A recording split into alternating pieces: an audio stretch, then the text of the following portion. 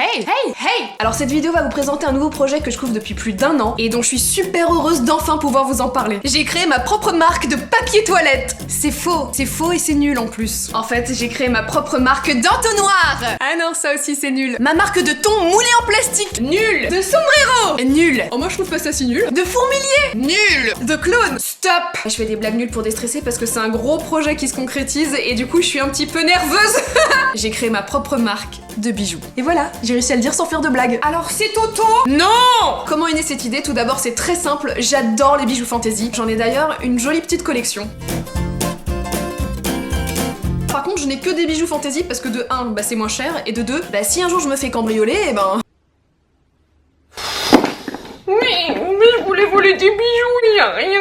C'est pas marrant. Si j'ai décidé de créer ma propre marque, c'est aussi parce que quand j'étais ado, et ben je passais des après-midi entières à créer des bijoux avec ma mère. On aimait passer du temps ensemble, mais surtout on adorait porter les choses qu'on avait créées nous-mêmes. À un moment on avait tellement accumulé de bijoux que je m'étais mise à en vendre le dimanche dans des brocantes pour présenter notre travail et pour me faire un peu d'argent de poche. D'ailleurs j'ai une jolie petite photo dossier. Le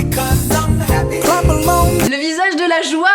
S'il y avait une légende à mettre à cette photo, ce serait « Arrête de me prendre en photo, maman, j'ai honte !» Bref, j'adorais créer des bijoux, mais me professionnaliser dans cette branche, bah je voyais plus ça comme un fantasme. Et puis il y a des choses totalement folles qui se sont passées en 5 ans grâce à vous. Je suis passée de fonctionnaire de police à comédienne et auteur en débutant sur YouTube. J'en reviens toujours pas. C'est des choses que j'aurais jamais cru possible il y a à peine quelques années, donc je me dis, bah pourquoi ne pas réaliser ce rêve d'ado de devenir créatrice 15 ans plus tard en créant ma propre marque de bijoux. Ma marque s'appelle Joyau Magique. C'est d'ailleurs brodé sur mon pec mou, et c'est une référence au dessin animé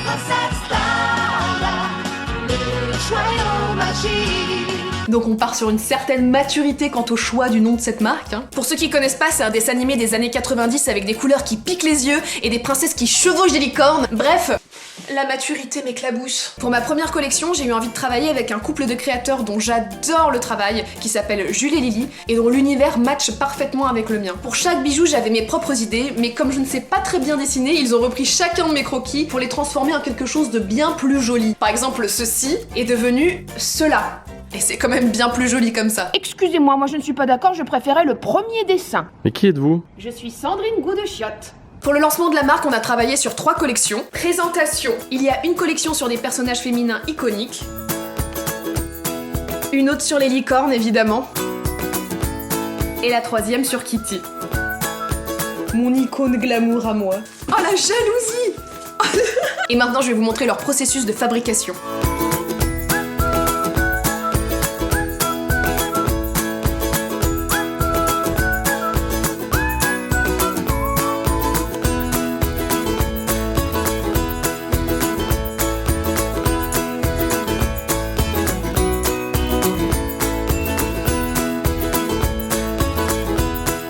Voilà, pour ceux que ça intéresse, je vous invite à faire un tour sur le site joyaumagique.fr. Pour ma part, je suis vraiment très contente de cette première collection. J'espère qu'elle vous plaira autant qu'à moi.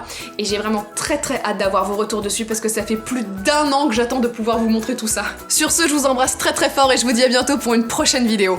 Mouah.